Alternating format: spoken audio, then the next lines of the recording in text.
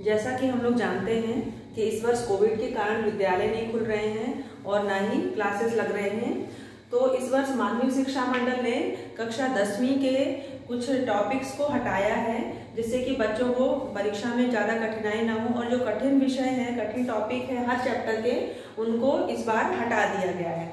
तो आइए हम ये देखते हैं कि किस चैप्टर से कौन कौन सा सवाल के प्रश्न हटाए गए हैं, कौन कौन से टॉपिक्स को हटाए गए हैं, उनको हम देखते हैं।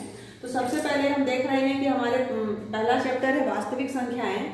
वास्तविक संख्याओं में से यूक्लिड विभाजन एल्गोरिथम, जो प्रश्नावली 1.1 में आता था सवाल, ये बिल्कुल हटा दिया गया है। यूक्लिड विभाजन एल्गोरिथम से अब कोई भी सवाल नहीं आएगा, ना ही ये प्रमेयिका पूछी जाएगी।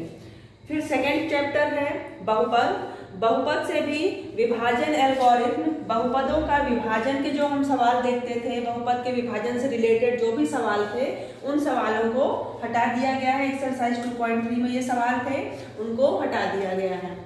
फिर चैप्टर 3 में दो चर वाले रैखिक समीकरण युग्म, इसमें हमने रैखिक समीकरण युग्म को हल करने के लिए प्रतिस्थापन, विलोपन विधि और वज्रगुणन विधि और रेखीय आलेख विधि देखी थी।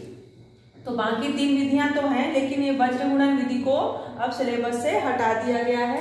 अब वज्रगुणन विधि के सवाल परीक्षा में नहीं पूछे जाएंगे। फिर अध्याय 4 में द्विघात समीकरण है और द्विघात समीकरण में गुणनखंड विधि है और पूर्ण वर्ग बनाकर सवाल हल करने की विधि, श्रीधराचार्य सूत्र विधि, तो उन सभी के सवाल आएंगे। लेकिन वर्ग समीकरण में जो बदले जाने वाले हमारे दैनिक जीवन के प्रश्न होते हैं, जिसमें पहले हमको सवाल दिया रहता है और वर्बल प्रश्न रहते हैं, फिर उन्हें हमें वर्ग समीकरण में बदलना होता है, तो वो बदले जाने वाले जो सवाल है वर्ग समीकरण में, वे प्रश्नों को इस बार शामिल नहीं किया गया है। इसके बाद 5वां अध्याय है समांतर श्रेणी। समांतर श्रेणी में कौन सा टॉपिक हटाया गया है? n पदों के योग वाले दैनिक जीवन के प्रश्न।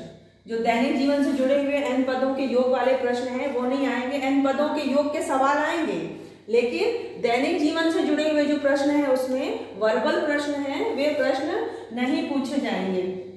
फिर चैप्टर 6 में त्रिभुज है। त्रिभुज में से 2 क्षेत्र प्रमेय को हटा दिया गया है। प्रमेय नहीं हटाई गई है, केवल उनका प्रूफ नहीं आएगा। एक तो क्षेत्रफल प्रमेय और दूसरी पाइथागोरस प्रमेय, इनकी उपपत्ति नहीं आएगी। इनसे जुड़े हुए सवाल आएंगे, क्षेत्रफल प्रमेय के सवाल भी आएंगे और पाइथागोरस प्रमेय से जुड़े हुए सवाल आपको पूछे जाएंगे, लेकिन उस प्रमेय की उपपत्ति हमको परीक्षा में नहीं पूछा जाएगा।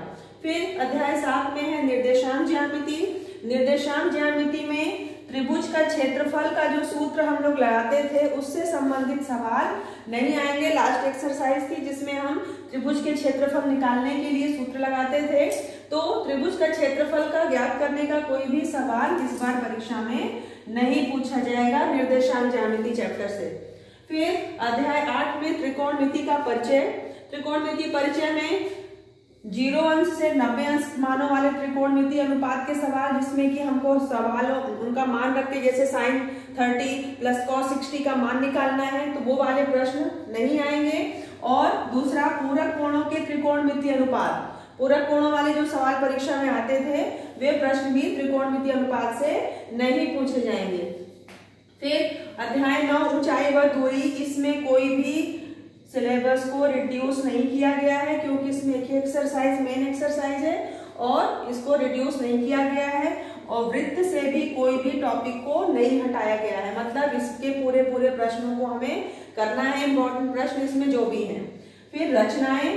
रचनाएं से समरूप त्रिभुज की रचना वाला जो टॉपिक है वो हटा दिया गया है। समरूप त्रिभुज की रचना करने के लिए परीक्षा में नहीं आएगा।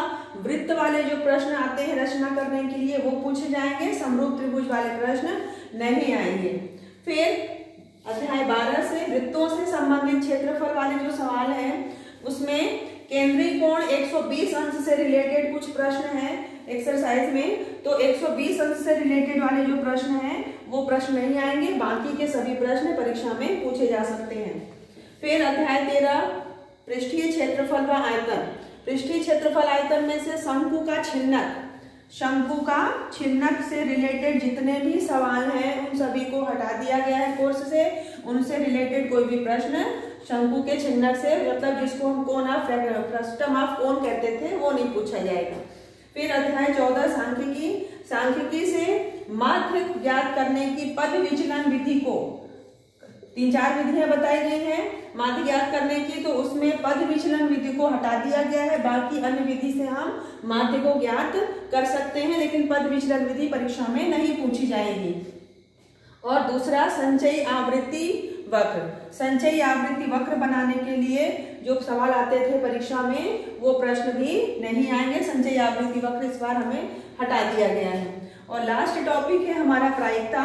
प्रायिकता से भी कुछ भी नहीं हटाया गया है, क्योंकि ये वैसे ही छोटा सा चैप्टर है और प्रायिकता से हमको पूरा का पूरा पढ़ना है और इसमें से कुछ भी नहीं हटाया गया है। तो इस तरह से हम देख रहे हैं कि हमारे जो 15 चैप्टर है, 15 में से 3 चैप्टर से कुछ भी नहीं हटाया गया है, ये तीनों एज इट इज रहेंगे। और बाकी के चैप्टर से भी 1-1, 2-2 टॉपिक्स को हटा दिया गया है। तो परीक्षा की तैयारी करते समय हमें ध्यान रखना है कि हम इन टॉपिक्स को ना पढ़ें या अभी से हम अपनी पुस्तक में निशान लगा लें कि हमें इनसे रिलेटेड सवालों को नहीं पढ़ना है और बाकी चीजों को हमें परीक्षा की दृष्टि से अभी से तैयारी करना है।